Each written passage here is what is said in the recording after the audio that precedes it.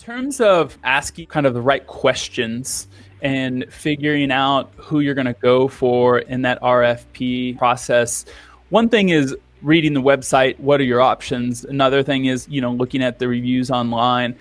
Did you reach out to peers in the industry? How did you determine those three options? And walk me through a little bit of the sales process and what's going on internally and how you all start to think about your options. Because you are all not alone. There's a lot of paper, a lot of organizations still on paper, and a lot of organizations that are hybrid or don't have everything fully integrated. So how do you go about making that decision, and what was good and what was bad, or what would you do differently? So a lot of it really comes up to identifying what your needs are, and that, our business analysts and some of the team members on the IT team, but also some of those subject matter experts within the organization, whether it's financial or clinical or an operations standpoint. You really have to determine when somebody says they need X, what does X really mean? And is that really what they're looking for? Or is it really like a Y or a Z that ultimately gives them X?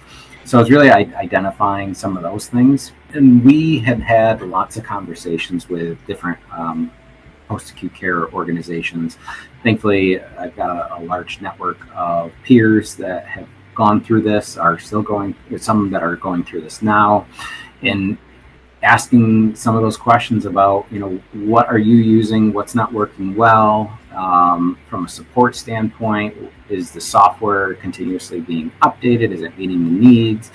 Everybody always has things that are done differently in their organizations, although they might look alike. So it's really, sometimes you have to tailor your processes to what can be done, or adjusting policies because things might be done slightly different. A lot of people are very fearful of what that will bring as well from a change standpoint. We have had people with our organization for 20, 30, 40 years who have never touched a computer. So we've really had to figure out, what does it really mean? What do they need to accomplish? Asking the right questions and getting a truthful answer too, because you don't want that sales answer of yes, right, the system is the panacea and it can do everything you want it to do. Mm-hmm. So it's really that validation, and then really when you go into demonstrations, live demonstrations, is coming up with scenarios. You really want to see it working, and don't think that just because it was said that it'd be done, you thought you saw it could be done, that when you actually get through the implementation, there's likely going to be some minor changes or difficulties or quirks that you were not aware of. And that's just part of that change management process.